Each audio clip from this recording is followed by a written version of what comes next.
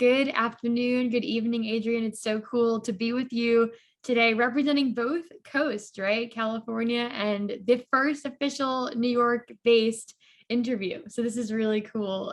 Thank you for joining me. And I'm always repping. There you go. I think it's kind of perfect with the content of like your book and stuff that at least one of us is here on this coast today.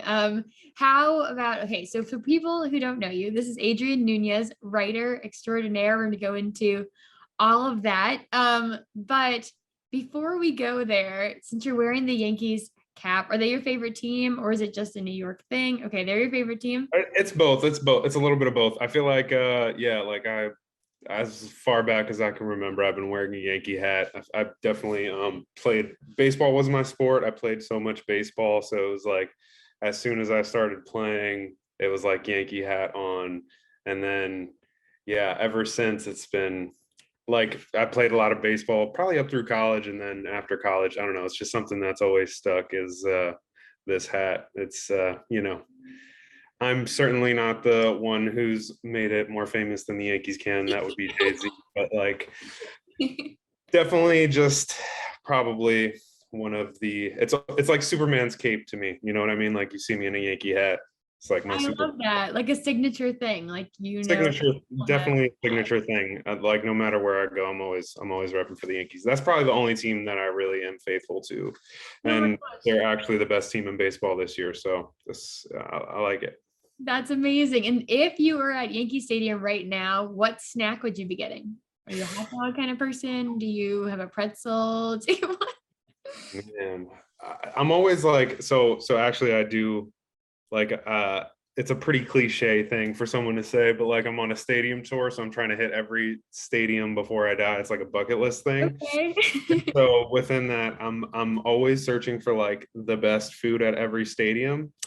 I haven't been to Yankee Stadium in a couple years now since I left and like the pandemic and all that stuff. But from what I remember, they had like a really good it's like this shop called Lobel's, and they had like a prime rib sandwich that I was a fan of.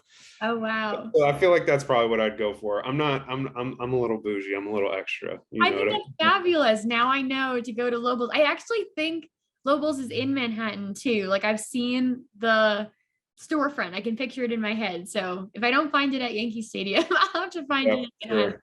and snap a Probably picture. the only thing that the Mets have on the Yankees is that they have the best food of any stadium in MLB for sure. They got like Shake Shack, they got Sweet Chick, they got Fuku. They've got really good. They've got the best food hands down. Oh my So gosh. So maybe Yankees have just been waiting for the right moment. Maybe it's coming. I don't know. they need some creative direction for their food. That's for sure. They need some creative direction for their I food. feel like But they sometimes they rest on their laurels, on their greatness too much, on their history. which happens when you are great, I Yeah, guess. the greatest sports franchise of all time. No big deal. No big deal. But no, snacks can come. And I'm so the future is gonna be great for the Yankees. We know it, but I'm excited to hear a little bit about your past. And maybe that's the past of the Yankees, or maybe it's not. But I'm excited to know, Adrian, growing up, where were you? What were you like? How did these passions for writing and pop culture and music and everything kind of come to fruition? Yeah, for sure. So I was born and raised in New Jersey, born in Elizabeth, New Jersey, which is sort of central-ish New Jersey. It's really close to Newark, which is like probably one of the landmark cities of New Jersey, but also had a home in North Bergen, which is where I'm from. It's Hudson County, which is like I grew up 15 minutes outside of New York City. So I mean, just right off the bat, like as long as I can remember, it's just like that image of the New York City skyline is just seared into my brain. So I've always been sort of fascinated by this mystical city that was across the water.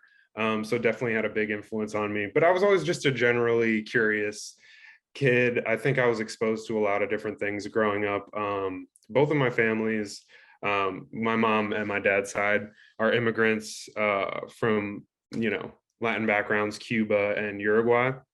But my mom just had just like a really wide ranging taste of music and stuff. We would listen to all kinds of stuff. So it'd be like, salsa when she was cleaning, but also just like whatever was top 40 on the radio. I think she was really into like 80s like freestyle and like sort of regional like New York City type music, like disco.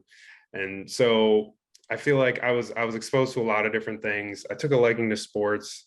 But creatively speaking, I think I excelled from a very young age at writing and sort of literature and reading. And I just was drawn to stories and storytelling. But the way things all kind of mashed together, I think I played a lot of video games growing up. So I was like a PlayStation baby, PlayStation 1, PlayStation 2. But I think many millennials and you know, sort of generational peers can attest to the influence that Tony Hawk's video games had on us. Like, I remember playing Tony Hawk and just like, I wasn't even, I'm honestly in another life, I'd probably be a skater, but like, it wasn't really prevalent where I grew up. Like, I grew up in North Bergen, which is, I think, one of the top 10 like hilliest city towns in America, like only like a couple spaces below San Francisco. So it was like skating wasn't really a popular thing. And just like I grew up in a very like Latino area, which isn't, I mean, not to say there aren't Latin skaters who are doing their thing, but like where I grew up, it just wasn't popular. And I think it's more popular now than it was when I was growing up. But that had nothing to do with why I love Tony Hawk. I think like it had one of the craziest soundtracks ever. But also I just remember like being able to like dress your character and stuff, and like seeing all these like skate influence, like streetwear clothes, and sort of playing the game and listening to all this music.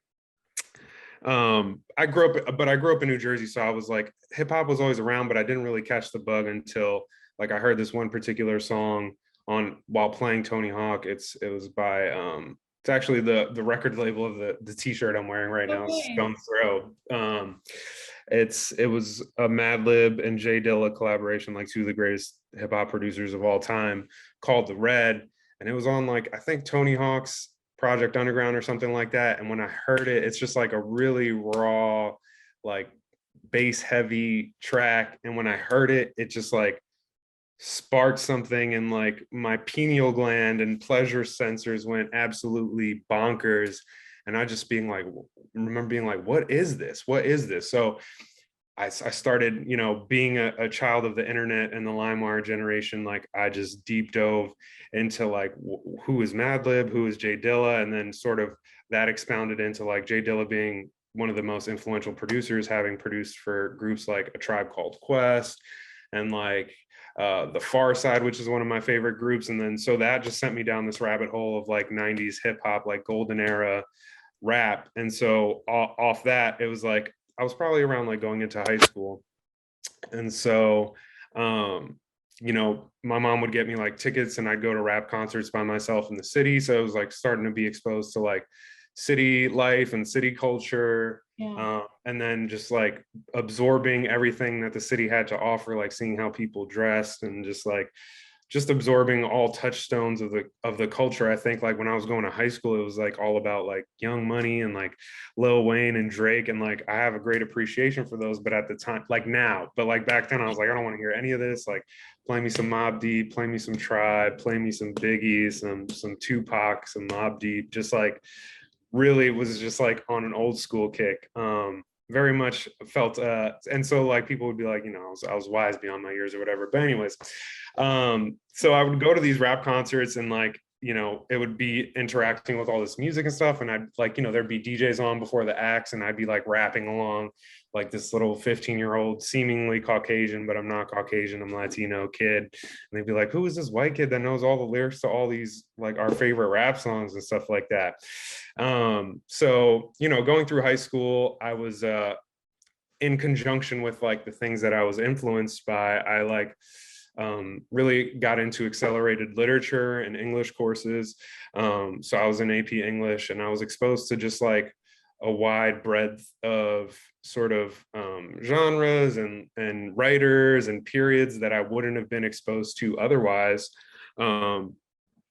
So I just excelled and just absorbed as much as I could. So it was sort of like this combination of just like the illest rappers of all time and like the illest writers of all time, and just like that whole thing like cooking up in my brain of sort of what was to come, because I was also a jock. Like I was a 3-sport athlete, but once kind of high school wrapped up, it was like, I was like the freshest kid ever. I knew every like 90s rap song. Like I was an encyclopedia of rap and stuff like that. And I was a good athlete, but I wasn't like heavily recruited and sort of overlooked. So I went to college and ended up not playing baseball anymore. I tried out for the team, but it was like, didn't work out. And I was like, well, what am I going to do now? And I was like, I don't know. I want to like explore these passions. And so I think it was all about like, clothes and cool sneakers and like trying to find a way into that and combining rap. And I was like, oh, like I could write about this stuff. And so, yeah, so I took on journalism and sort of got my first internship in blogging and started combining all these passions. And I think that's in a nutshell how I started. Yeah, what a beautiful, like full circle kind of picture of what that was like for you. And I think maybe at surface level, some people might not realize that those advanced literature courses have something in common with the great rap stars, right? But there's so much poeticism to what makes rap impactful. I don't know, like I just think that whether it was conscious or subconscious, like your brain was making these connections even from then, that these things were all going to come in and be handy for, Adrian's personal story too. And I love you mentioned, being afforded those opportunities to go into the city and see the concerts and be appreciated for like the knowledge that you were curating. I think that makes such a difference as a teenager, right? To have people like believe in that vision for yourself. I wondered if there's any specific memories that stand out from that time. Like the only concert hall in this moment that's coming to mind for me is Webster Hall, but like any concert place you were at where something cool was happening, or a night where you're like walking down the sidewalk in your special hat and you're like, wow, like this is me and my future. I don't know. Yeah, for sure. I mean, again, like I'm wearing this t-shirt, like this is literally the t-shirt that I got. It's not the exact one, but this is the t-shirt they were selling at my first concert. I went to see Stone's Throw, and it's like a very eclectic label that has a whole bunch of different acts, that go beyond just rap. But it was like, yeah, it was 2007 Highline Ballroom, and it was my first rap show, and like I was like 1407, yeah, I was like 14 years old. And I just remember like everyone coming on and just like being so inspired, and like all this weed smoke going on. And it was like I just remember feeling like high, not even because of the weed smoke, but it was more just like just being enmeshed and like being in this bubble of everything that I was obsessed with at the time. That memory for sure. But I think this has happened twice to me. When I was really young, I went to see The Far Side, and like my favorite song ever is Passing Me By, which is like one of the greatest songs ever. But they always have a portion where they like, they like, I mean, every rap show, they generally do this where like the rapper will like, oh, they'll see a fan like rapping along and then they'll give them the microphone. And that happened to me like, I think it was like a festival that's no longer around. It was called All Points West, and The Far Side was performing. They were performing that song, and one of the guys was going into the crowd, trying to give the mic to people to see if they knew the words so they could rap it, and no one knew. And I was nervous, and I went with my sister. She pushed me, and I rapped the whole song on the microphone, and it was like one of the greatest experiences of my life. And then that another time I saw them, they actually brought me on stage and let me rap the whole song to like a crowd of 500 people. So that was pretty cool. Yeah, that's pretty awesome. Yeah. Definitely a fan for life after those sort of experiences. Yeah, no, for sure. I mean, I already was, but it was like, yeah, that's like a super deep cut, like Sealed the deal. like, yeah, that's a super deep Adrian fact that like, yeah, that's a cool one. That's amazing. Thank you for sharing it here. So you had these experiences in high school and going out of it. And you mentioned, I think when we were getting to know each other, that when you were maybe started in college, you were like still finding your footing, right? Maybe feeling a little bit more lost. Did you ever think like rap was going to be it for you? Or, you started maybe waiting in lines for sneakers? Like what were the logistics at that point? Did you, Yeah, so real? Like, what was that like? at the point where I was like feeling, yeah, it was like my freshman year, probably like actually but yeah, my first semester I was feeling really lost after baseball, but like uh perchance, like one of my nearest and dearest friends is a man named Paulie Hustle. And so I met him like randomly. Like if you live in my area of New Jersey, like you take a bus to Times Square, or you take a bus from Times Square. So there's always like you know, random people, whatever. I was with a group of friends, and we had just come from some party. It was really late at night, and we get on this bus and we're all messed up. And like one of my friends knew this guy, and he's like talking about he has a studio and we should come back and like blah blah blah. And I was like, what? Like never heard of that. Like, yeah, sure, whatever. Let's see what this guy's about. And he did. He had a recording studio, but he also hosted this like sort of online radio show, and where he would basically like he was pretty enmeshed in like the rap battle scene back then, but he would also interview just like local artists. Like if you were, you know, Kara, and you were a rapper and you just had a song, you just made a song, we would interview you and let you come on the show. And it was like a really cool thing. So anyways, so I met him, and then when I fast forward a couple months and I was like bummed out and like not knowing what to do, I hit him up and I was just like, hey, like I don't know anything, but like I think you're cool, like I like these things, like I just want to like meet up with you. And then ended up talking to him, and sort of like figuring out like he needed an intern, so I started interning for him. But he also was pretty enmeshed in like the sort of the sneaker sort of culture. He like Yes. ran a bunch of sneaker lines and like the Supreme lines and stuff like that. And I was like around the time I think Tyler the Creator had come out. But like before that, like Supreme had kind of entered my sphere, where I'd seen the box logo, and it was just like it wasn't like as close as I grew up to New York City. It's like two different worlds. Like it's not connected at all. So it's not like I would see people wearing Supreme all the time. But it was like I had seen it around. I was like, yo, what is that? Like, how do I get it? Like I didn't know how to get it, whatever.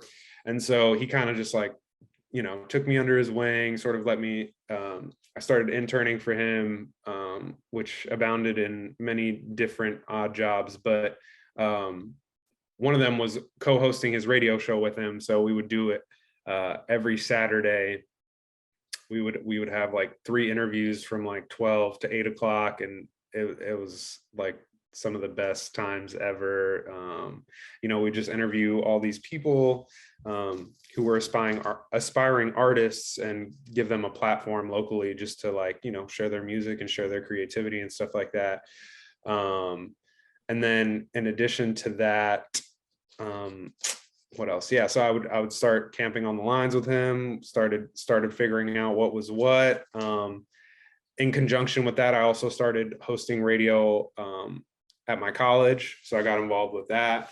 And then I started like acting. It was just like I was like, okay, like sports has been my whole life up to this point. Like, what do I want to do? I was like, I like these things, I like this thing, and I want to try acting. So I just completely just, you know, immersed myself in all of these things. And so yeah, so I hosted radio and like hung out with Paulie for a long, like a little stretch there. I'd say like 19 to like 20, like 2-3 years. And then you know, he actually sold his radio station, like the space he had, to get a homestead, no, to get a house first. So like we were kind of going our separate ways, and then I got the internship. And then yeah, then I started blogging for real. But yeah, at that point I had already made like sort of inroads in like the sneaker community, and like I was even like you know, like sneakers would come out, like super limited sneakers, and like they'd hold them in the back for me to buy them, like before anyone else, kind of situation. Like it was cool. Oh It was my cool. gosh. So Very it was like very much like a from like underground to like, you know, still underground but closer to the ground situation once I started blogging with Massville. So yeah, so that was kind of like, and then college, yeah, I once I started blogging, like I wasn't really interested in college anymore. Once I figured out I was like writing, I was writing and I was going to be a journalist, I like, you know, did what I had to do, showed up as much as I was I was allowed to not show up for like all my requirement courses. And then for the writing ones, it was a very I had some very generous teachers who would allow me to sort of double up my work that I was doing for the outlets I was writing for, and sort of let it count towards my journalism stuff. So Yeah. yeah. I think that's so important to have those mentors who are like flexible, right? The whole goal is probably employment, higher education generally. And so if you're already like have the momentum going to derail someone and make them write about something they don't care about seems like it would be kind of like a poo-poo on the situation and not super exciting. Yeah. So you had these people rallying around, it sounds like, or at least tolerating that you wanted to maybe do something. It That was was half and half. Tolerating. No, there was definitely some who took a shine to me, and definitely, put some wind in my sails, and made me believe that I could do this for a living. So yeah. very So grateful for that. that's awesome. So you had this path going, you started doing the blogging and you were in school. It sounded like the image I'm getting in my head is maybe you have that funnel, right? Of like you're trying acting, you're trying writing, you're trying all these different things, and slowly it's narrowing down to what you want to be working on. How did you find so your niche is kind of like in editorial and stuff like that? Like tell me more about how you ended up in this industry of writing copy for different brands and Yeah, so I think it goes back to the blogging. So basically, it was like, pre blogging, I was just kind of like a fan and a consumer, and a lover of all these things. And then once I started writing about it, I sort of was no longer a fan and got to really experience all these things firsthand. So getting to interview like all these, if there was like an artist that I was a big fan of, like I was able to reach out and just have a conversation with them, which was cool. Or designers that I really loved the stuff they were making. I was able to get in contact with them. It just like gave me an insider's perspective is what I should say, which is leading me to gaining all this expertise and sort of learning the ropes of like what it is, and then realizing it was sort of so I wrote for many different outlets that range from like music to culture, but like I really like my specialty was pretty much in fashion, menswear. Which I always gravitated toward. There's a lot of fashion writers. But I feel like there's a lot more music writers. I don't know what rationale I have for that. There's no science backing it or feels right. facts, but it just like it felt that way. Yeah. And so, but also just like I would say like maybe the path were like not so much, but in my mind it's like the path to like making money for writing about music felt a little more of a stretch than it was for fashion, because there's so many fashion brands. And like for music, it's like, I don't know, you go work for a record label or like you get into an ad agency. It's just like it's not as prominent as like say a fashion copywriter. So basically, yeah. So I was writing about sneakers, I was writing about fashion, I was writing about menswear, streetwear, all these kinds of things. And then yeah, once I graduated college, it sort of became a a countdown of like, okay, when am I moving out of my mom's house? Like, how am I going to move out of my mom's house? Like, how am I going to get out of here if I'm only making like not that much money writing about all these awesome people that I'm a fan of, but they're not putting money in my pocket, you know what I mean? And kind of raising their profile. I'm not saying that I was solely responsible for it, but it was just like at the end of the day, it was like, okay, I'm doing things for other people, which is kind of like doing stuff for myself also, because I have a big passion for these things. But at the end of the day, it's like passion, you can't pay the rent in passion. So so I was like, okay, how am I going to make real money? I was like, I didn't want to be an editor like at any of these like outlets, because I knew it wasn't a lot of money. And it's like, to live in New York City, it costs a lot of money. It's these metropolitan areas. So it was just like, to me, it became like being like a member of the media is just glorified access. Like you get paid in access, but you get paid in freebies and like cool stuff, and you get an insight. But at the end of the day, your paycheck, it's not that great. So I was like, okay, I need to figure out how to get into copywriting. And so just having been in New York all these years, meeting all these different kinds of people, a friend happened to be working for Nike. And, as always, I'd be like, hey, let me know if you ever need a writer. And, randomly a couple of months later, she was like, hey, I need a writer. So yeah, that was my first foray into copywriting was with Nike. And it was just a perfect, sort of like stepping stone into copywriting, because what they needed was essentially original content, branded editorial content for their own site. So it was like basically pairing like product drops with influencers in the world of like sport and style, and then writing articles about them. So I was writing these articles about them, and then through that I was writing all the supporting stuff, which I wasn't fully aware of or trained in as a blogger or as a journalist, where it's like writing for social, writing for emails, writing for apps, writing for all these various digital touch points that help companies make a lot of money. So that was the natural progression, and having done that, it was a blessing, because it was something I was super passionate about. And I think I definitely learned a lot about going from just like interacting with like sort of brands or entities or people that you really look up to and you're really passionate about, and then you work for, and you kind of see everything that's going on, and you're like, oh, kind of, you know what I mean? And it's like, I could expound on that, but it's just like the business side of things are very different than the creative side of things.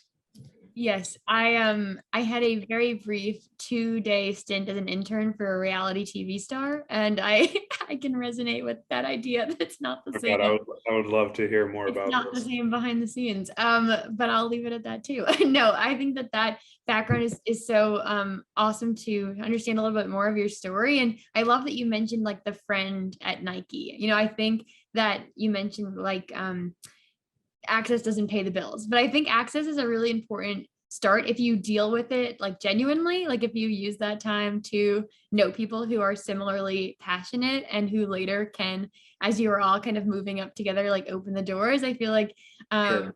that is huge, and it's so cool that you had that experience. But also even a step before that, when you were doing the blogging, you mentioned like there'd be a brand that you cared about, and so you'd reach out, or an artist and you would just reach out to them.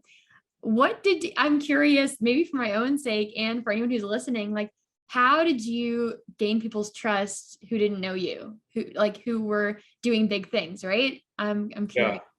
curious. So going to before blogging, I was just like Adrian blah blah blah at gmail.com, and no one wanted to mess with me. No one would come on our radio show, no, because I didn't have that title.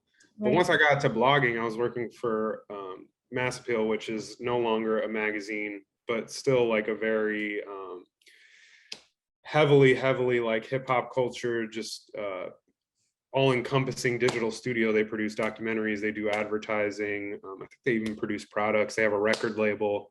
But anyways, they used to be a blog and a magazine. And so once I became Adrian from Mass Appeal, it was like, that's it. Because Mass Appeal had its own, although a little bit underground, it was very well respected in just like in general in the industry. It was a name, you know what I mean? It wasn't like Rolling Stone, but I think what I was trying to do was when I was blogging there, I was writing about all like upcoming artists, and just like it was a lot of times giving people their first article, their first blog post, whether it was a brand or a rapper or whatever. And so I became the champion for like, the up and coming, whereas those people wouldn't necessarily get coverage elsewhere. And it would be a trade-off, you know what I mean? Where it's like, I'm getting an article, or I'm getting, a print something, whatever. And then they would have coverage, and then they could go to other press outlets, or other press outlets would reach out to them based on like, oh, that Mass Appeal article. So once I was blogging, it wasn't really that hard. And then, yeah, as I kept going and sort of putting on all these various, artists and creatives, I gained a little bit of a reputation for sure. And people would reach out to me and be like, hey, I make songs, like write about me. And it's like, no, that's not how it works necessarily. Or yeah, this is cool. I'll write about you for sure. Um, and then yeah, so I sort of became like a champion for the underground. I had a nice connection to the Atlanta scene that was coming out like around like the Migos trap rap era ish, and a lot of cool rappers coming out of there. So it was like, yeah, so I had a little bit of made a name for myself, I should say. Yeah, that's so cool. It's something that you develop and refine over time. And it sounds like it was an exciting journey building up that reputation and Very continues. fun. Very fun.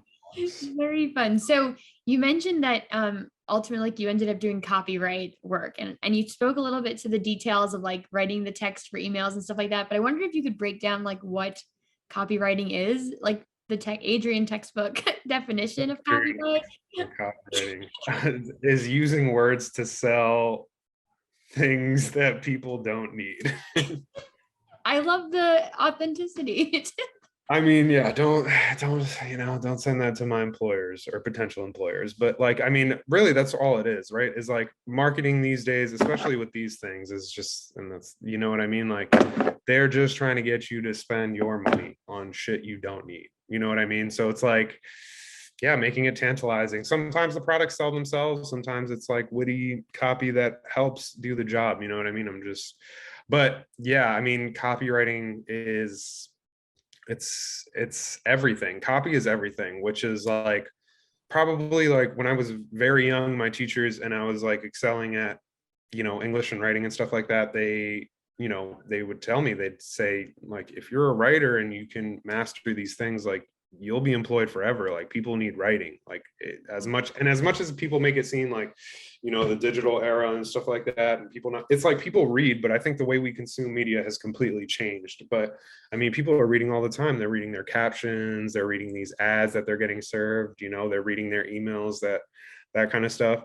So yeah, copy is key. But yeah, that's my definition. And then yeah, I mean, I've touched a lot of different things. I think yeah, it's such a loaded question. There's so many wide-ranging things, because then there's like, there's like the Don Draper types, like ad executives who are, writing these whole campaigns, big multifaceted campaigns for brands and stuff like that, like, Super Bowl commercials and stuff like that, something as big as that. But then that, I feel like the trickle down effect of that big moment is like honestly, this is the moment, and it goes down all this way. It's like a pyramid, because it's like this big moment, and then it's like, okay, here's the sizzle, here's the 30-second ad, here's a 3-minute ad, here's the description copy of this campaign on this YouTube video. Then there's this, how does this translate to the banner? How does this translate to websites and stuff like that? How does this translate to site? How does this translate to email? And our email we're going to build a whole email. You saw that Super Bowl ad? Here's an email about it. You didn't see it? Check it out. And, the caption on Instagram of that 30-second video, that's copy, Yeah. The email, I already said so it's just like, it touches everything. But I'd say like I think I've worked a lot in like digital direct consumer marketing, which is like a brand straight up, amassing a following, be it from social media and having followers that's direct to the consumers, or if they have like an email marketing list. But then also I've done, like branded content. And then within that, it's like, it goes even deeper. There's like brands who look for, copy specialists to work with them to develop their brand identity, and like all their mission statement, their pillars, everything that their brand stands for, but then also their verbal identity. So it's like their copy guidelines, how they're talking about their products, like, so that I've created like playbooks for brands so that they could take this playbook and give it to like another copywriter who's completely blind and has no idea what they're doing, never been, exposed to this brand. They can pick it up and they'll be able to write copy for it. So it's just like a really wide ranging thing of copy. Yeah. It's like, honestly, it's like my career started, it was like like 5,000 word features, like 2,000 word features, and then now it's like 7 You words. You know count. what I mean? 2 words, 3. You know what I mean? It's just like there's an art to it. But I mean, I definitely enjoy it, and I enjoy putting words together. And I think now I have a very strong grasp of like both long form and short form. So it's like I can give you the whole story and I can give it to you in a sentence, in a couple words, in 1,000 words. As much as Um, you need to hear. Yeah, that's so cool. It sounds like they're pretty, distinct long form and short form. Do you feel like does a journalism degree kind of lead to both or either path? Like if you knew you were going to end up in copyright, would you go about it the same way? Like how does that um I'd be a rapper. tend No, towards I'm kidding. copy? Another life. No, yeah, I mean, to be honest, that's a really good question because I've never thought about that. Like if I could go back and knew that I was going to be a copywriter, would I still do journalism? I don't know. I can't say that I would, but I'm surviving, so it's all good. I'm making a living and I'm making a good living, so I can't really complain. Yeah. Um, but what was the other question? No, I just it seemed like they're pretty distinct things, the long Oh, form and the short form. And I just wondered like if someone from the start knows like I want to be an ad kind of person, right? I want to write these little blurbs. Do they choose journalism as their degree, or is there other ways to get to copywriting? And then I guess kind of tangentially to that, or you could choose, it's a better question. Is copyright a mostly freelance thing, or are you usually working with a specific company? Has that been one way or the other for yeah, you? definitely. Oh, okay. So there's many questions there. Okay, there's definitely many paths to take. I would say if like when I took my journalism degree, it's just like again going back to like my teachers telling me like if you can write, like you'll always have a job because even like companies need like manuals. You know what I mean? Like instructional copy. They need you know people to write warning labels. They need legal copywriters. There's just so many different kinds of things. So I would say that every writer's certainly journey is unique. But can anyone be a copywriter? Absolutely. I come across so many people who didn't study journalism or who never studied writing, and they majored in, I don't know, psychology or biology or something like that, and then fancy themselves a writer and just start writing and somehow finesse their way into. I mean, it's just like not. It's like a degree doesn't necessarily, like a degree is just like a box. I feel like it's a box that people check. It is important, right? And I feel like you do need a college degree for a lot of jobs, but these days I feel like the weight that we put on college degrees is a lot less. And for writing, it's just like a box you check. So it's like you didn't have to necessarily study it. And yeah, like I said, I've come across people from many different career paths who ended up in writing. I've worked for someone who studied art history and had their own clothing brand and like had all these different careers, and then at 32 decided to become a writer and then ended up copywriting. So it's just like anyone could be a writer, you know what I mean? It's just if you are up for writing and rewriting and you have no qualms to creative criticism whatsoever, go for it. Go for it. Well, on that note, I think we should pull up some of the cool things you've done and just kind of talk to how they came to be and what they are. So here's one of those like longer form ones. Is that right? So Yeah, what's this is going on? literally the first published article ever that I've written. Yeah, so this is Ronnie Feig. Ronnie Feig is the founder of Kith. Kith is probably one of the most preeminent sneaker and men's clothing boutiques across the world now. So many locations. At this point, I'm trying to think of what year this was. I think he had probably opened his Manhattan location he started in Brooklyn, and then I believe like a year or so later opened a Manhattan flagship. And he had exclusively been a footwear boutique and then started carrying apparel. But he was very famous for his sneaker collaborations and footwear collaborations. He had like if you go and look at some of his like earliest work, those sneakers are reselling now for a couple $1,000s. Like he's super legit. But at this point, I think he had his first foray ish around his earliest forays into making clothing himself, making his Kith brand apparel. And yeah, so that's what this article is about. Ronnie Feig putting his best foot forward in the fashion game. And this was a cool moment because yeah, I had spent a lot of time on lines trying to get his sneakers. And then I got to meet the man himself and interview and write a story about his first apparel collection. So that was really cool to see. And it was one of the earlier articles on him. And yeah, he's one of my subjects that I interviewed who has gone on to have massive success. Like he has boutiques, like I said, all over the country, now all over the world. He's collaborated with just about everyone under the sun. I feel like the brand is almost like 60% collaborations now with just like about everyone you can imagine. So yeah, this is definitely, I think, an ode to the little sneakerhead who was teenage Adrian. So fun to go down memory lane to the little sneaker. Yeah, this was a big moment too. I think, yeah, like Yeah. man, like holding that issue for the first time and like seeing my name in print. I was so stoked. I was so excited. Oh, And I made not a lot of money, but it's all good. It was for the love, very much for the love.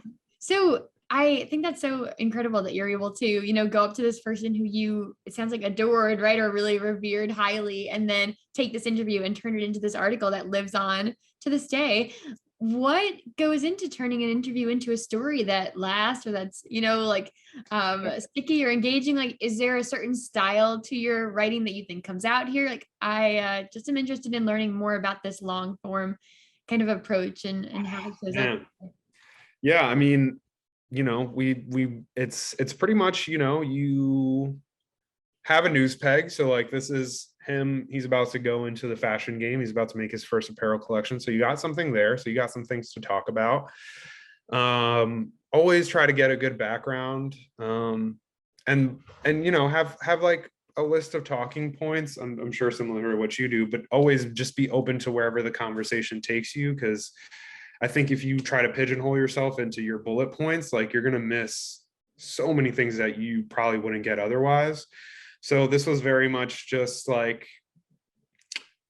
giving the people's almost like if I was somebody on the line who was able to interview this guy and ask all the questions, that was kind of the approach I took here.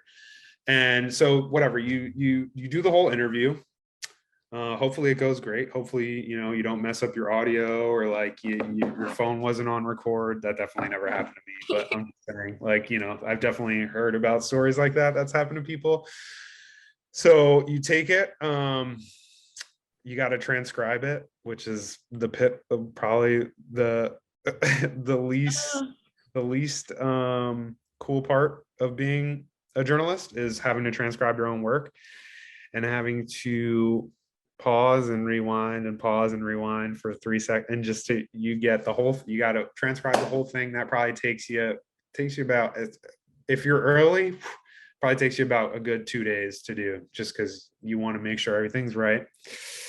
So then you take that, you read through it, and I think just instinctually, the more you write, the sort of more of a natural intuition you gain towards storytelling.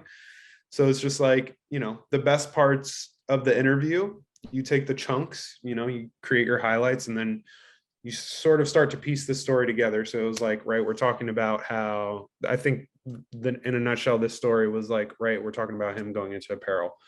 But within that, I think it was like, I always love to talk about like very much how it's a pretty conventional interview style where you talk about somebody's history and their past and how they got their start. And so I think I started with like, style and steez being embedded into his DNA at a very young age, because he used to work at his family sneaker store in Soho, way before like sneaker culture like blew up. like in the 90s, and like he used to clean like Jay-Z's Timberlands for him and shit like that. He used to sell stuff to like the Locks, and like, I mean, fast forwarding, this is kind of crazy because these are all people he's worked with now. But like thinking about what this interview was, how he was talking about this is like, this kind of full circle is pretty crazy. Anyways, so he would, you know, worked his way up from that shop from like a stock boy to then, you know, working in the store and selling people sneakers. And then I think he took the opportunity to like take his family's store and start collaborating with these footwear accounts that they had been working with for a long time, and sort of developed his identity. But I think what it was like sort of like his first fashion collection had a lot to do with, you know, the way he came up, and like how people dress, how he dressed when he was a teenager, working in a sneaker store, being from Queens and stuff like that. So it was just kind of like tying those together. And then, you know, the news peg talking about the collection and sort of all the various offerings and stuff like that. And then just like, I think I wrapped it up in a bow being like, how would your, you know, teenage self, you know, how would he feel about where you're at right now and like this collection you created, and be like, I made it, like this is so sick. So satisfying for everyone, I'm sure, to get to that moment in the interview. For sure. But at the same time, it's like, I think one of the things that probably is annoying about being someone who's getting interviewed quite frequently is people ask the same questions. And so you rehash that origin story so many times. So having a lot of time in this game, I feel for them. You know what I mean? Right. You don't think about that on the other end, only reading the one magazine or whatnot. That's crazy, but it's so cool to hear you talk about turning this interview into a story. Like I interview a lot here, but I would not know where to start if I was going to turn our conversation today into an article, right? And as you're, you know, telling the story, and you've been talking about, you know, what Kith means to you, and then how you have this conversation, I'm curious about, so in social work, we have this idea of like self-disclosure, and sometimes it's helpful for an audience or for your client, right, that you share a little bit about how what you're talking about relates to you. When you're writing, like, especially, I guess we'll use this as an example about Kith, are you talking about in this article, like what it means to you to talk with him, and like also being a sneakerhead, or in your long form experiences, are you leaving that part of like self out of the text? Yeah, so that was probably one of my biggest beefs with being a journalist, and just journalism in general, was just like to separate yourself from the story. And I never understood that. I understand it because it's like, you're supposed to, at the base of journalism, you're supposed to present an unbiased perspective on a topic or on a story. But yeah, I never understood that. I mean, of course, like, you know, people like Hunter S. Thompson, you know, smashed that with gonzo journalism and by injecting himself into the story. But at this point in my career, this was my first article, so nobody cared about me. I wasn't the story. So, but yeah, because I would have been like so much more drawn in to hear about, you know, the writer who was so excited to meet their idol, like yeah, but at the same time, it's like, it's more like a personal thing also, because at the same time, it's like, you want to carry yourself professionally, and so you don't want to be a fanboy, you know what I mean? Like, you're someone who's in this position, and it's like, so it's a very, you walk a tightrope, you know, it's a very delicate balance of just like, you know, being a professional and, you know, like, I'm supposed to be here, and at the same time being like, holy shit, I fucking love you, how am I even here right now, you know what I mean? For sure. So I didn't really get to, and also I think, yeah, I was just, this was salad days. So like, I had no pull whatsoever within the organizational structure of Mass Appeal. That's so cool to understand though. So thank you. And as we transition to the next thing, which we will, what the heck is gonzo journalism? Gonzo journalism. Gonzo-esque journalism is a term, I believe it came up with, I think Ralph Steadman, the artist who is heavily associated with Hunter S. Thompson, came up with the term gonzo journalism. But gonzo journalism is essentially something popularized by Hunter S. Thompson, where if you go back into his articles, he injected himself into the story personally, his biased views. So like when he covered, who was it, Nixon, and he covered one of the Nixon Fear and Loathing on the Campaign Trail. If you read that, yeah, he was, I think it was Nixon's reelection campaign, whoever he ran against.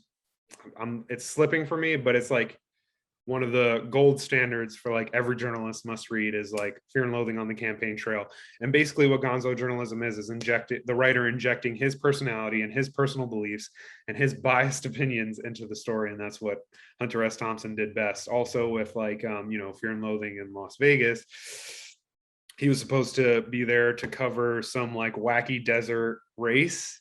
And, he ends up talking about, his crazy, absolutely psychotic, drug binge in search of the heart of the American dream in Las Vegas. So gonzo journalism is essentially bucking all of that sort of traditionalist belief of journalism being an unbiased perspective of things. And of course, it's just like, that's why, I have many qualms with journalism today. It's just like, that's the first thing you learn in journalism school is like, you're supposed to present the facts in an unbiased manner. And it's just like, when I saw, and even when I see now, like what mainstream media does and how divided it is, and it's like, far right and far left and everything in between, it's like, it's pretty hard to find, save for a few independent journalistic sources, which I don't read the news. I'm not a big fan of that stuff. Like,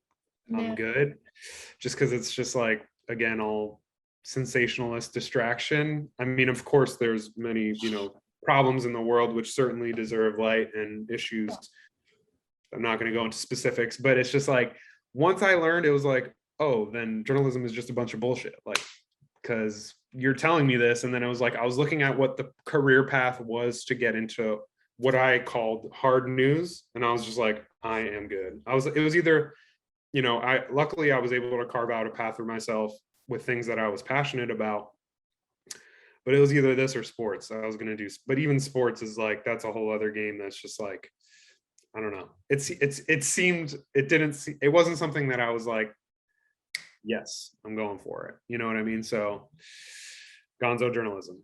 That's my definition. Don't quote me on it. I think you could probably do a Google search and get a way better explanation. But at the base of it, it was just like a style that was popularized by Hunter S. Thompson, in which he injected himself into all of his stories that he was writing about. And he was a very, credible journalist who wrote for a lot of legit sources. So. Yeah, well, you've piqued my interest, and I'm sure anyone else who listens. So we will be doing those Google searches to learn more. So thank you for indulging the deep dive there. Okay, so this is more of that short form kind of stuff, right? I chose some 3 like to be like pretty random different examples of work that you've done, and I wondered if any of them are standing out right now, if there's any stories behind them. Yeah, for sure. I feel like some of the best taglines I've written.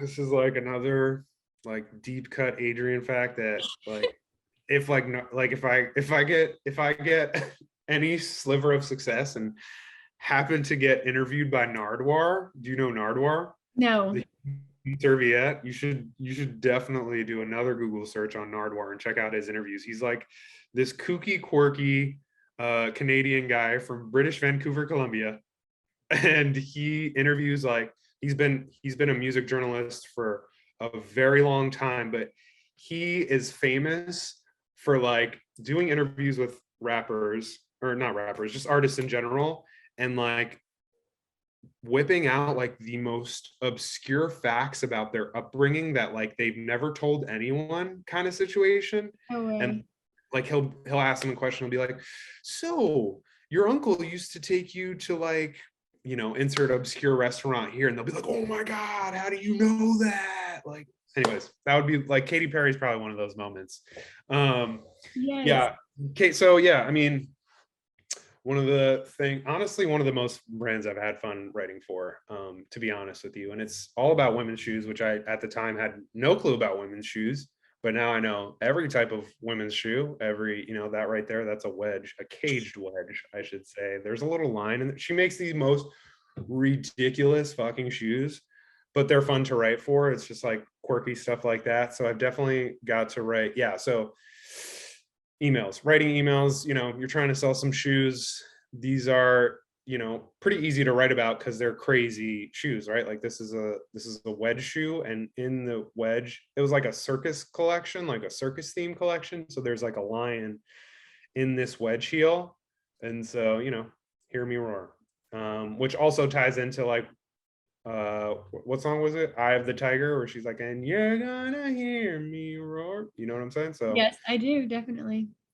so, it's like, having fun with that. I definitely wrote some of my best taglines. I think like the best tagline I've ever written to date so far is like this, like black pumps, and there's like a big pair of red lips on like not the heel, but like I guess what you would call the counter, like the backside of the shoe.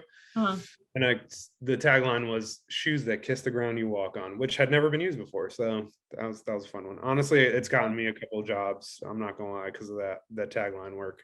But honestly, obviously not something I'm like advertising. Oh, like, oh yeah, I wrote for Katy, and definitely not something I would be like, yeah, I write for Katy Perry. I mean, sometimes it'd be a joke, it'd be funny, whatever. But okay, so that's Katy Perry. Yeah, and an example of emails. I mean, like look at how short that copy is.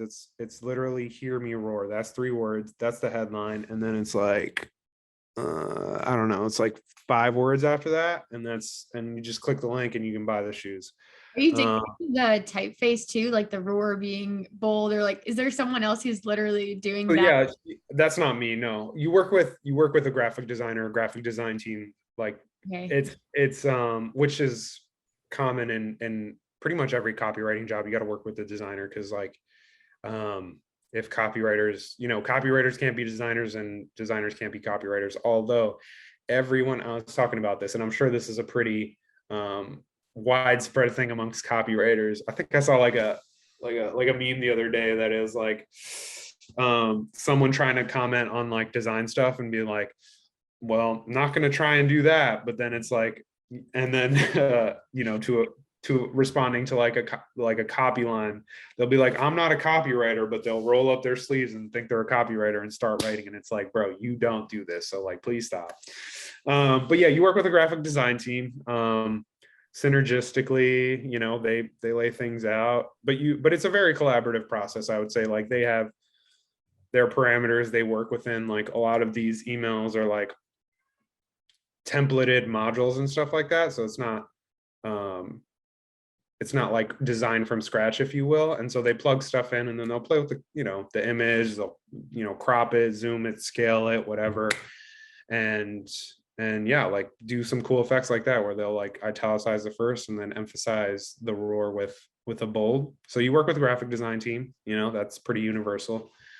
Then we have this Nike NYC New York made Instagram post. So this was just like one of the sort of supporting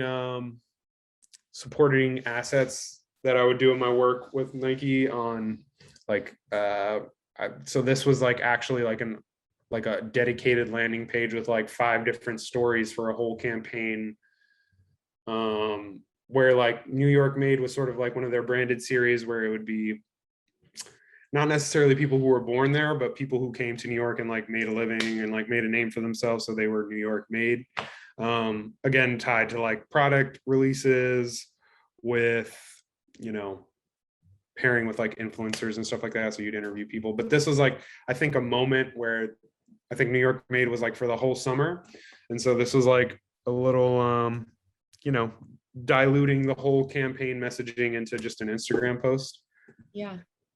And then this other one, this is a friggin' Western brand called Eli Cattleman,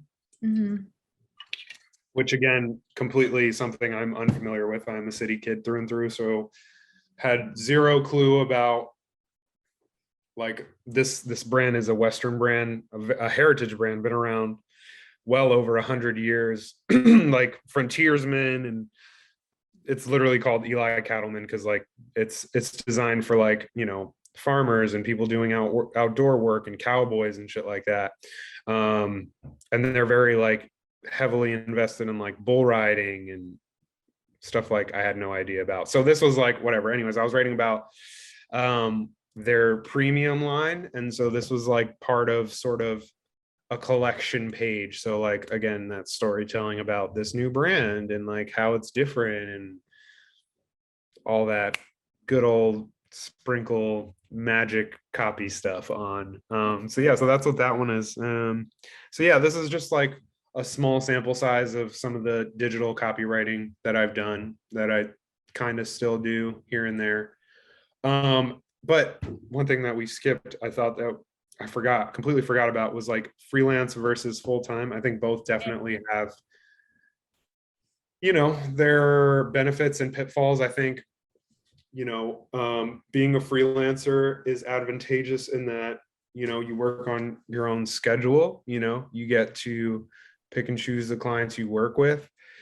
But then at the same time, it's like you can go on streaks where you're getting job after job after job, and then it's quiet, like dead. And how are you going to pay the bills, and what are you going to do, right? Also within that is this is like something that I wish would stop, but it's just like ingrained in business, is just like, if you're a freelancer, companies do not care about you. And so they don't care about paying you on time. So like when you sign that contract that says net 30 days, guess what? You're not getting it in 30 days. And then when those 30 days up, you're going to reach out to them and you're going to say, hey, where's my money? And they're going to be like, fuck you. What do you mean? It's like, what do you mean? Where's your money? Like, I don't care. Like, or they'll give you a story, and they won't say that. They'll say, blah, blah, and my dog, and I'm sick in our department, and it goes to somebody else, and blah, and they'll give you, or they won't respond to you.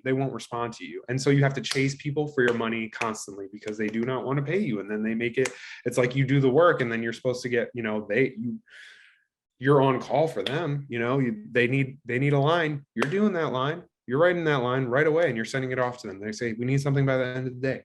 Boom. But the tables turn, and it's you asking for some money. Oh no, not a big deal. So that's freelance. Full-time, you're on somebody else's schedule. You know what I mean? But you got that security of paycheck, of steady pay, and I hope you have benefits. And the only thing is, you're locked in from 9 to 5. And sometimes it's like, I'm very blessed in my current situation, where it's not necessarily expected. No, it's not expected at all for like people who work for the company I'm working for, the agency, I should say, I'm working for right now, to work outside of 40 hours. So 9 to 5, no one's reaching out to you after 5, but like, it's very commonplace in the industry. Agencies, in-house, doesn't matter if you're a copywriter, if you're a creative, if you're in marketing, you're on call 24/7. You don't have weekends. You're working till, you're burning that midnight oil, and you just got to keep going and going and going. And they have no consideration for burnout whatsoever. So, it's pick your poison. There's definitely both. But ultimately, it's just like, at the end of the day, I feel like I'm just headed towards just working for myself and not working for other people. Being in business for myself, definitely, as opposed to working for other people. I think when you're coming as a freelance contractor from a place of companies reaching out to you for who you are, if you're like a figure of some sorts, it's very different than if you're just, Joe Schmo freelancer, who definitely could still be overly qualified, but you're replaceable. Unfortunately, it's just like, there's no loyalty to any freelancers whatsoever. It's never like, at least in my experience. I'm sure like I said, there's unique situations all around, but you are pretty much disposable if you're a freelancer. So, choose your own path. Yeah, but I think despite how the rest of the world treats the lovely freelancer, what's really cool here is like just the different skills that I see from looking at it. Like, it's so cool to be able to work on this diversity of stuff, and like the consumer not know that you're Katy Perry and you're Eli Cattleman and you're Nike. Like, that's pretty trippy. That's awesome. Sure. I think the opposite side of that is that long form of like, you do get to have the voice of the author, even if you're not putting in your fan person experience. Personally, you're getting to kind of have that personal voice. And it sounds like it's been a really cool duality to have both experiences, which brings us to the present and the thing I'm super excited to know more about. As you know, I have my coffee on the way, which I'm excited for. Yes. It's stunning. But tell me how you ended up saying, okay, it's time for me to write my own book. Yeah. So I've it was very much rooted in, I think I was blogging, and I was, as a journalist, I've sort of alluded to just not, being able to inject my personal experience into these stories I was writing. And I felt like I had so many good stories to tell. And I had some things to say. So I feel like I was just kind of getting tired of in a way telling other people's stories while, having this desire to sort of tell mine. So yeah, I mean, it started as an idea. Sort of all my experiences within being a journalist and being a writer, and sort of being exposed to this world, and spending, my late teens and early 20s in New York City, and all the crazy experiences that I got to live through within that time period. I was like, man, some things happened, and I was like, I feel like I could make this a story. And I feel like ever since I was, young, going back to, being a voracious reader, I think my high school job, summers I would, lifeguard private luxury condominiums all up and down the Hudson River, and no one would be at the pool. And so I'd just spend my days reading books and novels. And so, even then I feel like, my boss might have told me like, when are you're gonna write a book one day? And I just like, yeah, whatever. Good one, bro, whatever. But anyways, so by the time it took me 5 years, I was a 5-year undergrad, 5-year senior. So my last semester, I feel like I had sort of started stepping away from the blogging and trying to figure out what I wanted to do. Like what was the next step in my writing career? And so I had this idea of writing a novel, and I just went with it. It seemed like something, it just gave me a lot of inspiration and excitement to like do something that was my own and like do it my own way. And I was really excited about it because I had all these cool experiences and all these cool stories to tell. And so through that, it was like, I think I was like kind of like a supporting role in like one of the last plays in my last semester. So like I wasn't doing that much stuff. And then when I was like off to the side and I wasn't rehearsing, I just like furiously outlined like a composition notebook with this whole timeline of events that I think like that I was going to draw inspiration from that had happened to me. And so I took that and I went to the head of my journalism department in my school. And like she, in addition to being like a Pulitzer Prize winning journalist, she was a New York Times bestseller. She wrote a lot of nonfiction, but she was like a pretty successful writer, so writing books.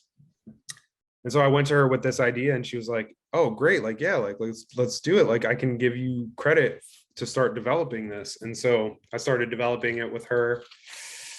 And that was, I was 22, graduated college, and was like, all right, Summer, I'm going to write this whole novel. I'm going to write it. I'm going to write it. And I had many false starts, and I was like, this isn't right. This isn't right. And then dropped it and picked it back up, and dropped it and picked it back up, and then moved out of my mom's house and had to make a living. And so it was neglected for many, many years. But it was always something that was just like, haunting me. Like, I need to do this. Like, I have to do, why aren't you doing this? And I would like beat myself up about it, be like, man, why aren't you writing that book? And so I went around feeling awful about myself for not writing it for a long time. And then, so yeah, fast forward, like, so various stages, like, at maybe like 1 month a year, I'd pick it back up and be like, all right, I'm going to do it now. And then I'd fall off. And it was just like, I couldn't stay consistent with it until I was working a job that I really hated in the Empire State Building, and it was just like I was just like I felt completely lost, felt like really out of touch with who I was and what I was doing, and like how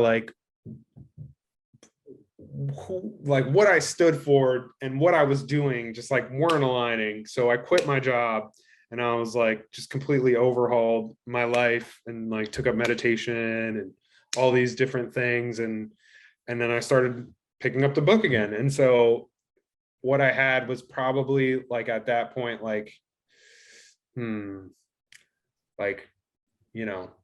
pages, scrapped the whole thing. I was like, this is all garbage. Started from scratch because like my whole outline was like way too long. I was thinking like, I don't know, I had like 72 chapters worth of stuff. And I was like, okay, let's be real. It also helped that I think, having come from long form to then going short form, it kind of allowed me to put things into perspective where I was just like, okay, what's really the essential thing here? What's really the essential thing here? And so, I started writing. I re-outlined the whole thing, and I was like, okay, this is cool. This is definitely something to work with. And then I started writing, and the writing was very slow in the beginning. I just tried. I just like, I don't know where I'd heard it from, but I just heard that it was like, if you dedicate 2 or 3 hours of your day to writing, that's all you need. Because then if you compound this, consistently over days, over weeks, over months, a little bit each day turns into a whole thing. So I started following that. And this story, started to unfold one day at a time, two hours at a time. And then, so it was November, I think November of 2019, I had started, so then 2020 arrived, okay, and we all know what happened there. Is the whole world shut down, and I was like, oh, this is a blessing. Like, holy shit, like I can just stand, like, there were all those jokes about like, oh, can't wait to see who's gonna write a novel, and I was like, oh, I'm already working on one. This is so perfect.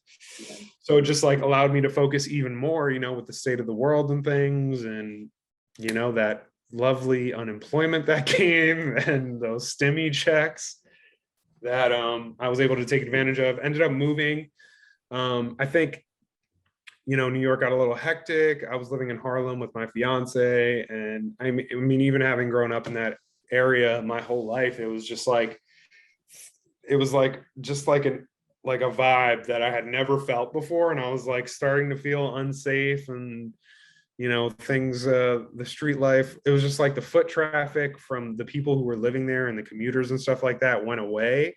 And I think, people were stuck inside, but then the people who were living that street life the whole time, they were just like out in the open, and things were getting a little tense. I would say tensions were rising. So my fiance and I ended up moving to Colorado. At that point, I had like 3/4 of the story done. And then come July, I think like a week or two after my 2020, my 27th birthday, I finished my first draft. And my first draft was scattered all over the place. And I think I had to read the whole thing.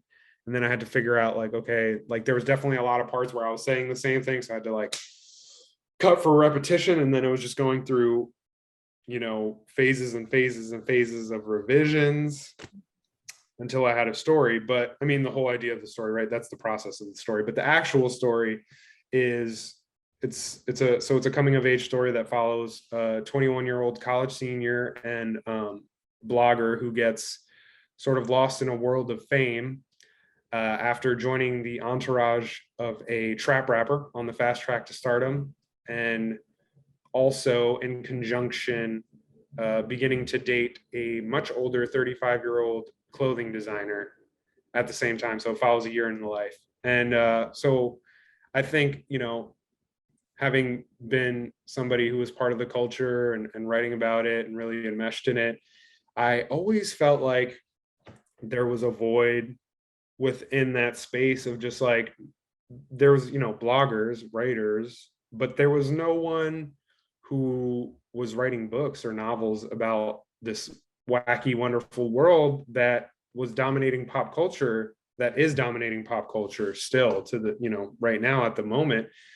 And that void, I was just like, well, why doesn't that exist? And the more I thought about it, I was like, well, it went from why doesn't that exist to like, well, why not me? Why don't I do that? And so, yeah, so I wrote it.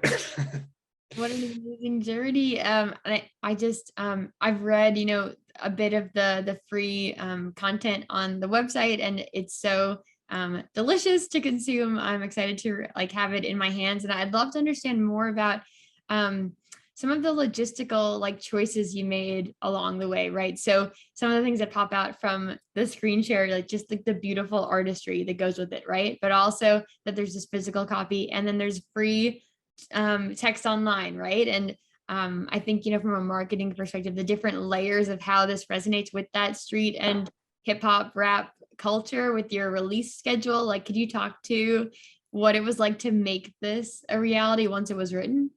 Yeah, for sure. I definitely think right, like as much as I was beating myself about not writing the book when I was, living life and sort of going through my career, was I, unbeknownst to me, was picking up all these little marketing tidbits that I would implement into my book and my release strategy. So it was like once I had like a draft that I felt comfortable sharing, as somebody, right, like I enjoy books, I enjoy reading books, but the business of books is like something that was completely foreign to me and that I had literally zero experience or knowledge about, of like how to get a book published. And I sort of, I've always been an outsider just in general. That's just like a general note, but I very much had no ties to anyone in any literary industry, any publishing aspect, anyone, no connections, zero. So I was like, okay, so how do I get this book published? I'm thinking like, oh, I need to pitch it to a publisher. So I started doing all this research, and I was like, okay, you have a book, great, that's cool. Then you have to create a pitch for it, and then you have to pitch this pitch to literary agents. And so I started doing that, and it was just like sort of cold emailing, agents, and doing all kinds of research to try and find correlations between my book and things that already existed, because spoiler alert, like the overwhelming majority of things that get published, and this goes for all entertainment shows, movies, books, etc., is just repurposed stories, but slightly different. It's just like taking the same story with a twist. And so I didn't realize that, because I had something on my hands that I felt, and I still feel, is like not necessarily like anything else. I certainly think you could take the inspirations, you could find the inspirations, I should say, of like, Hunter S. Thompson, Jack Kerouac's On the Road, the Fear and Loathing and stuff like that. And also I was like heavily inspired by Tom Wolfe's Electric Kool-Aid Acid Test, which Tom Wolfe was a very famous writer, but he spent time with Ken Kesey and his band of Merry Pranksters, which was, at the height of San Francisco hippie culture in the 70s. Ken Kesey wrote One Flew Over the Cuckoo's Nest. And he was heavily into psychedelics, and like went and started this kind of commune where they just did acid and drugs all day. Anyways, Tom Wolfe followed him around for a year and documented all of it. It's like this thick ass book, and it's just like a lot of it's like like jibber jabber, like they weren't like hoo-ha zip zap, like crazy ass prose. So like kind of like beatnik inspiration and stuff like that. But it wasn't like that. Across the Hudson is not like that. It's like sort of a modern tale, most comparable to, like, to me, Almost Famous, the movie with like Kate Hudson and Philip Seymour Hoffman. If you've ever seen that one's amazing.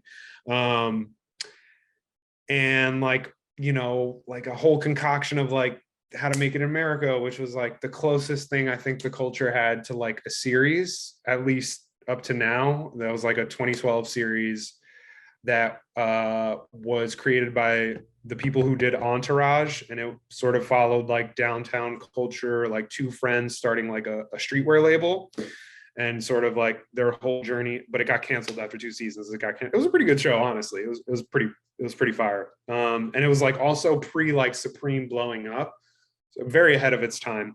Wow. So a little bit of that, and then just like coming of age. So anyways, I had no, like, they were like, yeah. So I was pitching, crickets. I would, and thankfully some people actually did, get back to me and gave me feedback and were just like, this is great. And I love this story. And like, you're a great writer, but like, I have no idea how I would market this. And sort of like, in my mind, it was like, when I was creating this pitch, it was like, oh, being able to draw from all my marketing expertise and understanding that there is a market for, people who are, I feel like this is a book for people who are into rap music, the culture of rap, people who are into, clothes, who follow like hype beast, high snobiety, and like love sneakers and love streetwear. And, that's the market, right? People who are fans of like Travis Scott, people who are fans of like the late Virgil Abloh, like these people who have taken this culture and monetized it into a behemoth and made it a profitable thing. And sort of the publishing industry felt antiquated in that they couldn't understand that this was a real market and like this is a book that could cater to that. But at the same time, they were like, yeah, this is great. Love these pages. This is cool, but those people aren't going to read. I was like, my demographic was like ideally my target demographic was like 18 to 36-year-olds who, have an invested interest in all those things that I just mentioned. And they were like, yeah, we don't think those people read. And I was like, that's kind of naive. Like, you know what I mean? Like I said, going back to what I was talking about earlier was just like, it's easy to say and dismiss like, oh, people don't read anymore, but it's just like the way people read and the way people consume. It's like people scroll all day and they're reading captions and they're reading this and, like they're reading articles and they're getting linked out to shit and they're just like being overstimulated by words. So it's just like, that is completely ignorant to say, right? And so, after pitching to, what felt like an endless list of agents and getting no responses or no's, I was just like, well, all right, what am I going to do? Like, this doesn't seem like this is going to be the route of how this is going down. So then it very much became like, okay, I'm self-publishing this. All right, cool. Like DIY is embedded in everything, in hip hop, in streetwear, in skate, in all these cultures that I'm like, bet like this fits perfectly, aligns. So then I was like, okay, so now I'm figuring out, all right, I'm self-publishing it now. How do I do that? Okay. And then I was like, okay. So then I sat down and thought about it. And I was like, if I was my target demographic, like how would I want to come across a book? How would I want to consume a book? And so again, taking that cumulative experience of living and working in this digital sphere, I was like, man, it would be real cool. And again, drawing from like going back to what your initial point was, mixtape culture. Like mixtape culture was a huge inspiration for the release strategy of this. Cause, up until, I think it was like, I don't want to credit Dipset specifically, but like Dipset and Cameron was sort of fed up with the record businesses structure of like, you make music, then you put it together in an album, you make all this music, not even all of it gets released, you take a small number of it and then you have to release it as an album or as a single, and it's just like, you can't release these one-offs that you think are good but the record company doesn't agree and doesn't think is going to make them money. So he started releasing mixtapes, which is, free music. And so as time evolved, you think about like Lil Wayne's run. Lil Wayne, when I was in high school, was dropping like like so many mixtapes and like so many good mixtapes. Like so many of his most recognized songs weren't on the radio. They were songs that he released for free, right? And then going back to like, what I consider like the pinnacle of mixtape culture was like when people were like Wiz Khalifa, Mac Miller, Currency, Dom Kennedy, like all these sort of underground rappers who would release music for free to build their following and also to feed their fan base. I was like, okay. And then you fast forward to like Gucci Mane, who like Gucci Mane has spent numerous stints in jail, but this guy, he would go to a recording session and record like 10 songs in like 3 hours. And it's just like, not a lot of thought behind them. He would just like go in the booth and fucking freestyle, tell the engineer, you mix it up, figure it out. And then he went away to jail for like, I don't know, it was like 4 or 5 years, like before he came out and like was, became like an icon. He was releasing like, he had so much music stored up that he was releasing like a mixtape a week, sometimes a mixtape every day. And that's like 20 songs. And so I'm just like, okay, like taking inspiration from that, I was like, okay, two-pronged approach. How would I want to consume this? I want to, like, at this point, it's like, okay, I'm not going to be some published writer. I'm not going to be a New York Times seller yet. All right. Like, we're not closing the door on that, but that's not happening on this one. I would give this away for free. Like, I really would. Like, I love this culture so much, and I'm so happy and thrilled about like this product that I've made and this book and the story that I want to tell, that I want to give it away for free. So it was like, okay, I was like, all right, how do I do that? Okay, so I created a website. I started working with a web designer. Shout out to Logan Meckley. That's my guy. He's a genius. And he basically designed a site for me. The idea was I had 27 chapters. It was or 28 chapters. It was my 28th birthday. So this is, so from when I had a draft to when I was ready to release it was pretty much a year.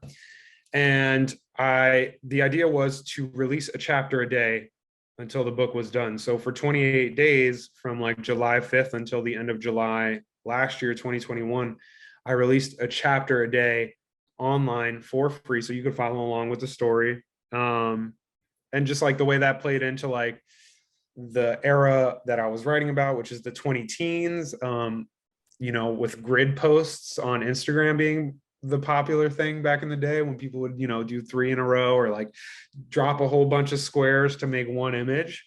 And so that's what I did with the book, and it would populate one a day. So every day, new chapter, new post.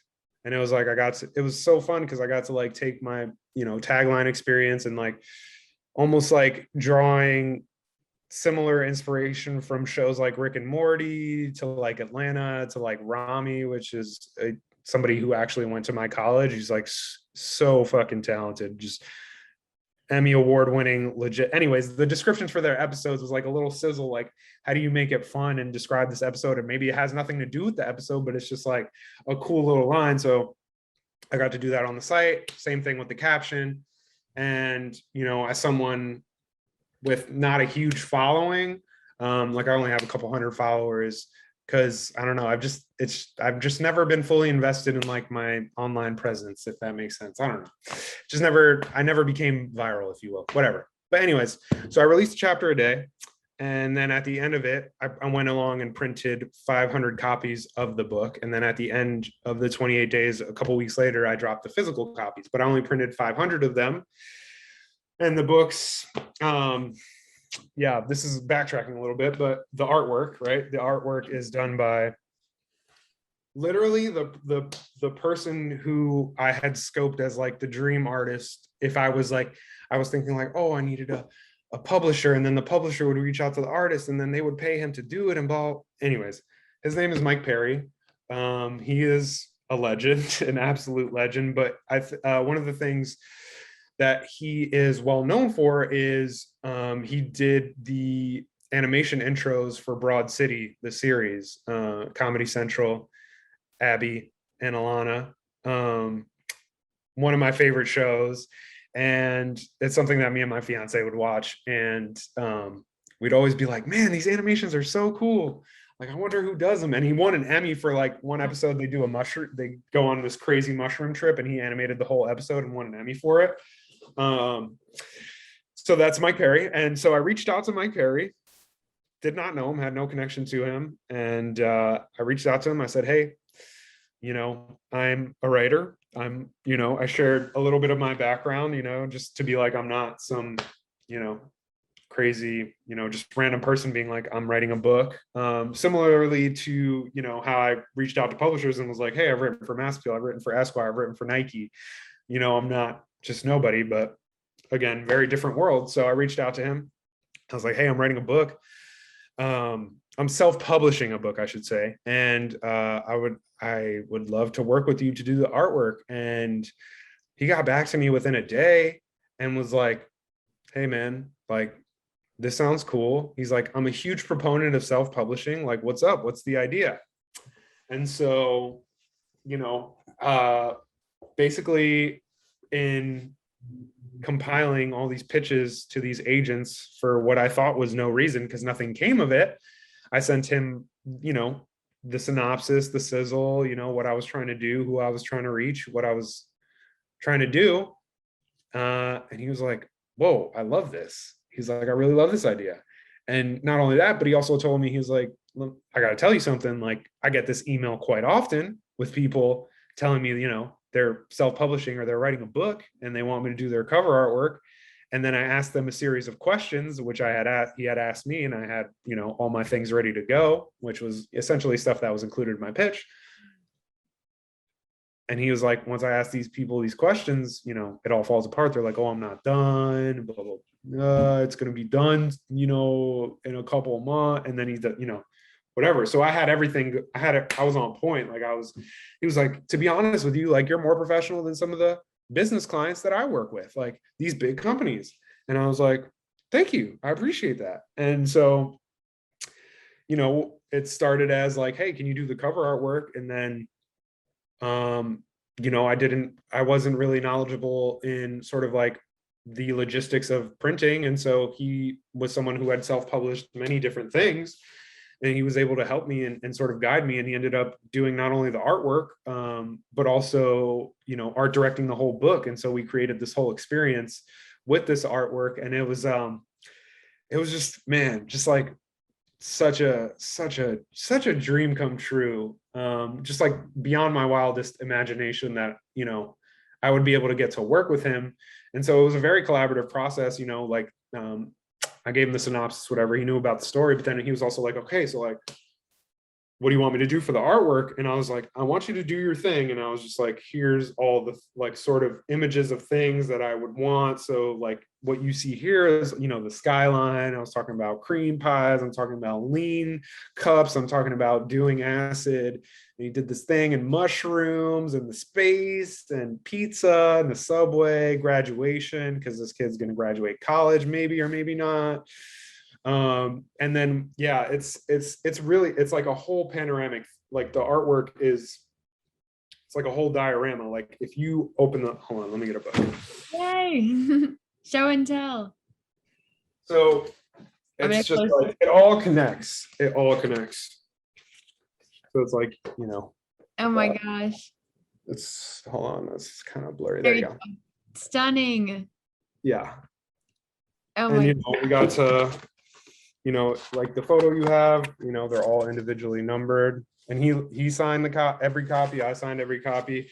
So it was just like, it was like very much like a labor of love, and just like, figuring out like how would I want to, we did postcards too. You get a postcard with it, but it was very much in like a situation of just like, how would I want to find this novel? How would I want to, like, what would it look if as a consumer, like for me, like what would be the dream scenario? And so it was figuring out all that stuff. And so, yeah, I worked really closely with Mike.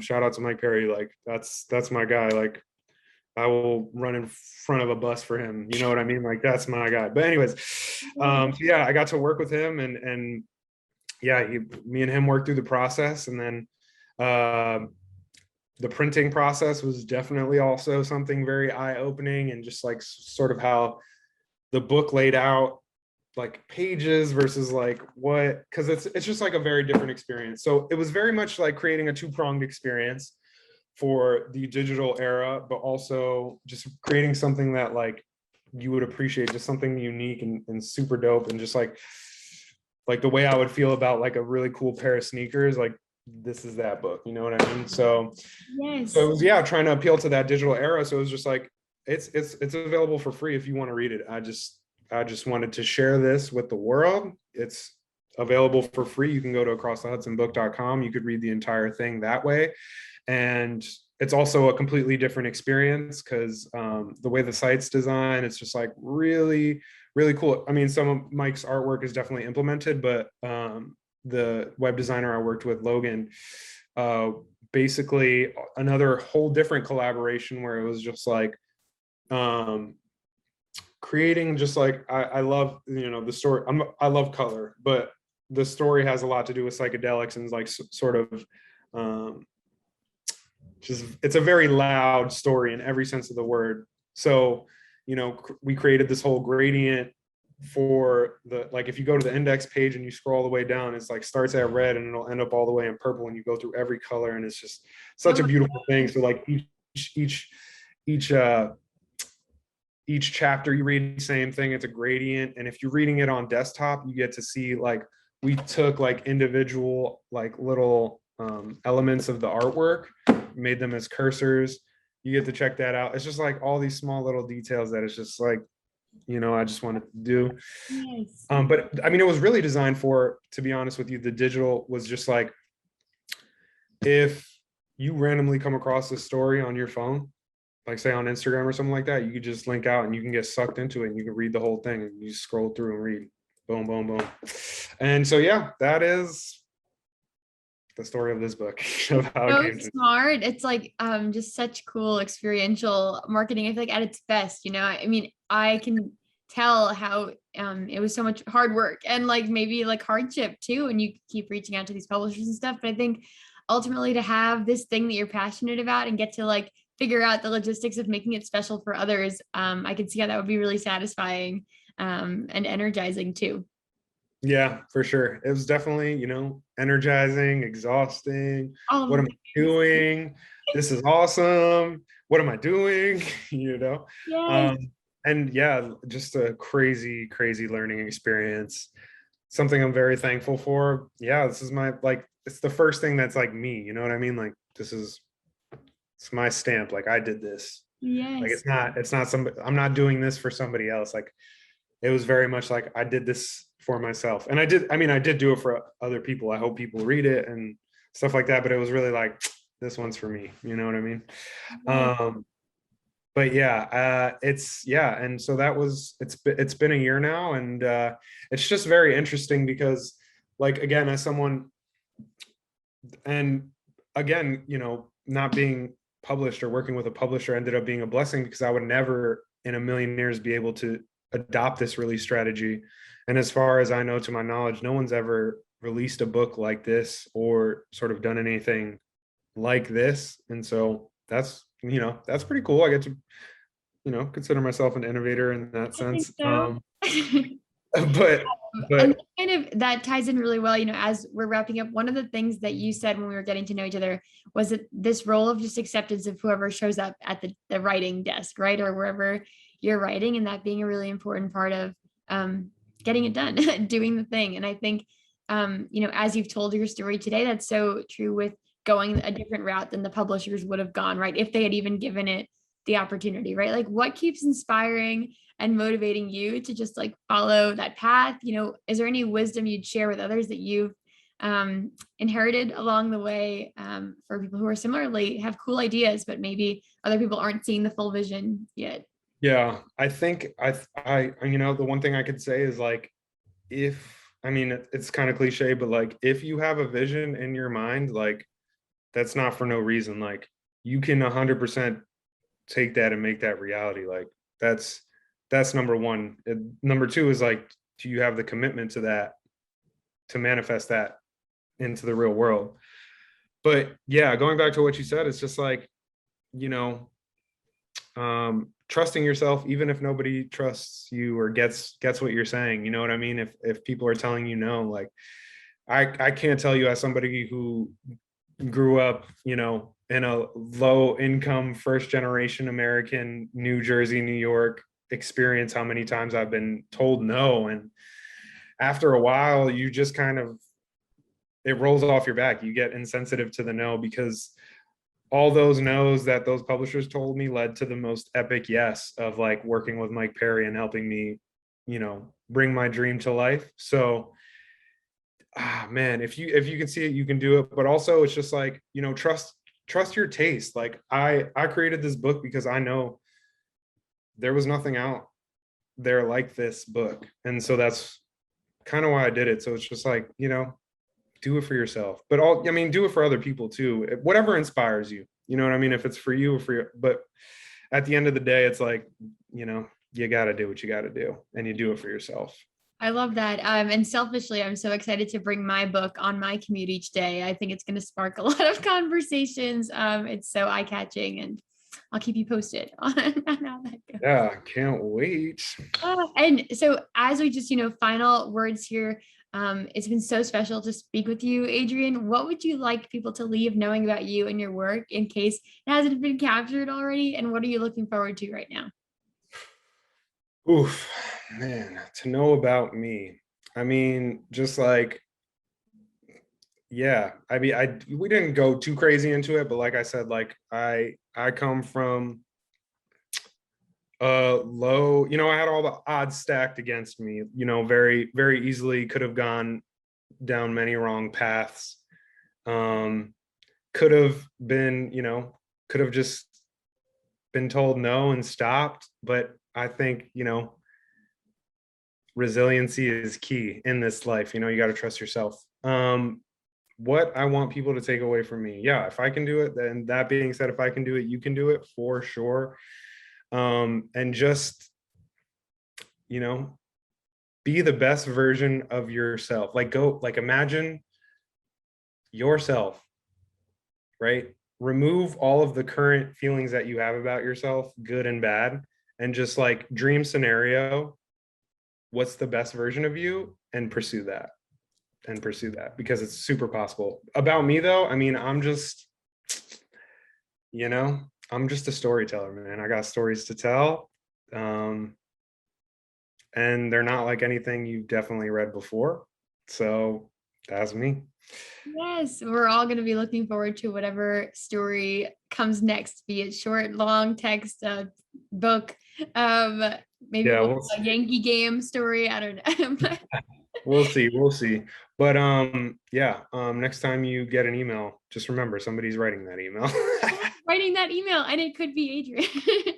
It could be, maybe. Maybe. Well, thank you so much for being here, Adrian. I'm so excited for all the things you're doing, and I'm so excited to share your story with this little corner of the world. So thank you again.